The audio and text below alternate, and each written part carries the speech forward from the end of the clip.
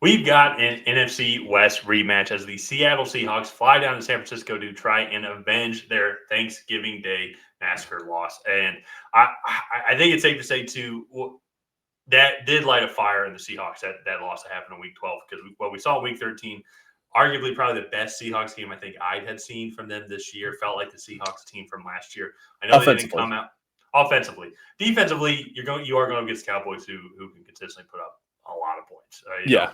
A lot of defenses have given up 41 points to the Dallas Cowboys. Shout out New York Giants. But I think what they did do, though, against that defense, I think was somewhat impressive here. And they're going to need to have a similar type performance as well. They can't have a repeat of what happened on Thanksgiving Day. Just recap real quick. Geno Smith, 18 for 27 on this Week 12 matchup, 180 yards, no touchdowns, 1 interception, sacked 6 times for 48 yards loss. Zach Charbonnet was their leading rusher at 47, only a total of 88 yards as well. And then for the 49ers, Chris McCaffrey, 114 rushing yards on 19 carries, 2 touchdowns. Didn't really need to even do too much passing the ball. Brock Purdy only threw for 209 yards, while then they ran for a total of 169 rushing yards. And that's just where I think I want to throw it over to you here as well. Is what do the Seahawks need to do defensively to try and find a way to stymie the this 49ers offense, which just seems to be going on all cylinders after last week's absolute drumming of the Philadelphia Eagles. So for me, it's a very tall task because the San Francisco 49ers have the best offense in the NFL. They schematically are probably the most advanced, and player-wise, they definitely are top 5, top 3 in personnel in the NFL. And so it makes for a really tough matchup for any defense. But one of the things I think we saw against Philadelphia was when Philadelphia was able to get pressure on Brock Purdy and really kind of disrupt that timing and rhythm of their passing game, that did slow down this San Francisco offense in the first quarter of that game. They were able to kind of shut down the run a little bit. They definitely got in Brock Purdy's face, made him have to hold the ball for a millisecond longer than I think he originally wanted to, and were able to disrupt the passing game. And with that being said, there's no team that plays more in rhythm than the San Francisco 49ers. I mean, nobody, I think, is creating as much space as Kyle Shanahan in this offense.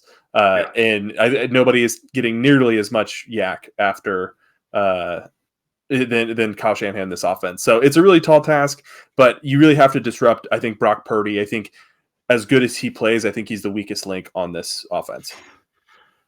Yeah, and that's even and it's funny too you saying it because I agree with you, and it's still so nitpicky. Exactly. Because he's one of the top quarterbacks in the league. I think he said I'd have to go back and double check, but I think I disagree last year, 2 weeks ago on that slightly, but no, sorry. Like his QBR is one of the highest. He's one of the most efficient in the league. That's fair. I would say he's above average. I think we can agree on that. I think he fits well within this system. Yes. But I think a lot of quarterbacks would.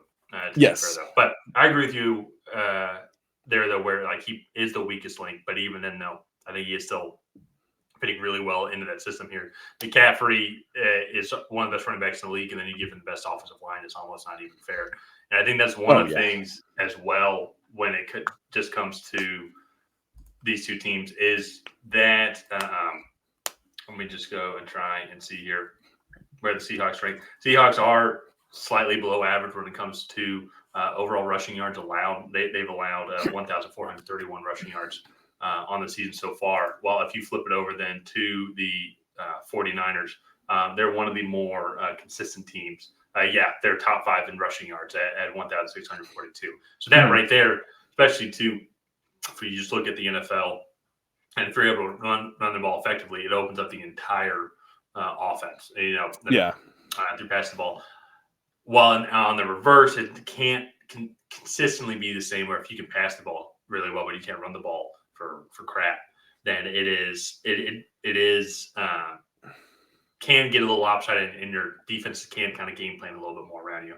So when the 49ers are able to run the ball for 169 yards against a team. You don't need to utilize Deebo Samuel nearly as much, but when you do utilize him, it's going to be extremely effective and super efficient. And that's just where I think the Seahawks are going to have to come back out and do the same performance that they did last Thursday night against the Cowboys and just have an offensive explosion. DK Metcalf's going to have another 3-touchdown game. Zach Charbonnet or Kenneth Walker, they're also both going to have great games, but that's going to be dependent on how well their offensive line does against this just amazing defensive front of the San Francisco 49ers, which only got better after they traded for Chase Young.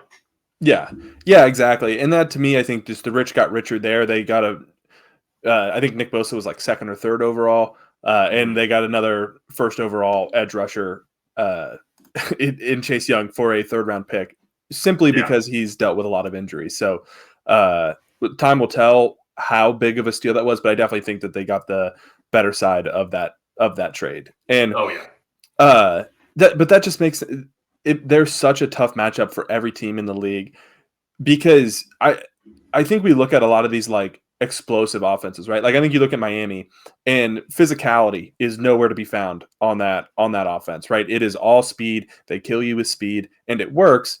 But explosive plays are more finesse rather than physicality. Whereas San Francisco, they truly can line up 6 offensive linemen and just pound the ball, out physical you. And then they're also one of the most, if not the most efficient pass team in the league. So let's go ahead and get to our picks here, if it's not obvious already. But before we do that, please go ahead and like and subscribe. Tyler and I, we have a goal of getting to 2,333 subscribers by the end of the year. That's a weird number, but it would put us at 2,000 subscribers in this calendar year. So if you could help us reach that goal, we would very much appreciate it. And Tyler, I'm going to throw it over to you. Who do you have coming out ahead in this matchup? Yeah, so I'm going to go with back-to-back, and back-to-back-to-back victories, if you include last year, the San Francisco 49ers over the Seattle Seahawks. I just think, especially then too, after this past week, I think that they are probably the best team in the NFL. One, and another nitpicky critique is I feel like depth is an issue with the team. Like if they do get a major injury, like to McCaffrey or Samuel Williams, which we had seen this year, it all happened at once. And so that's when they had that 3-game losing streak. I think there is going to be a major drop-off. But when you have the best players in the league at their respective position, or one of the best players in the league at their respective position, there is going to be a drop-off. So that's probably pretty obvious to be said. But if they can stay healthy, this might be the year for this team, because this defense seems to be clicking at all cylinders. This offense has been clicking at all cylinders for the past couple of years, especially since they traded for McCaffrey. They just need to piece it all together. Just got to be healthy all the way up until middle of February. So I think they can do it this year. Seahawks team as well. I just don't feel like they are the same team as last year. Last year just overexceeded expectations at all. They're still good. I still think they can make the playoffs, but they are currently sitting – where are they sitting at right now? They're currently sitting 9th. In the NFC playoff hunt. They are tied with the Vikings, who are 6th, Packers, who are also 7th, and then behind the Rams due to the head-to-head. But all those teams are 6 and 6. So anything can happen here. Still a lot of football left to be played. So they're still definitely within it. I think this game, though, I think it's going to be tough for them to come out victorious, especially the 2 on the road. Yeah, San Francisco, especially after the performance that they put on last week. I think it's going to be hard for any team to compete with them. And one thing too is I think Seattle might be as good as they were last year. I just don't know if they have that like Cinderella feeling around them, where it's like, oh, like this team is coming out of nowhere. Like they were kind of the sweetheart of a lot of NFL fans last year. Just because of everyone thought they were going to suck, and then they were good. So that I think could be a similar. They could be in a similar realm of how good they actually are. And then just they're in a really tough division, and they don't have that Cinderella aura around them. So, I think the emergence of the Rams also too was unexpected. Like last year, I mean, coming in, I think we just figured that they'd have 2 wins against the Rams, and then that week 1 victory, which was weird. I think they only had like 4 offensive yards in the second half, or something like that. Maybe even less than that. And then they barely lost them again a couple weeks ago as well. that right there, those were 2 wins that we were all thinking that they had. So, well, let's see. They got 5 games left. Anything can happen. Yeah, so we're both going with the 49ers in this matchup. So I think that's going to wrap up this video here. Sorry, I lost my train of thought there. That's going to wrap up this video. So please go ahead and like and subscribe and help Tyler and I reach that goal of getting to 2,333 subscribers. Leave a comment down below on who you think is going to come out ahead in this NFC West matchup.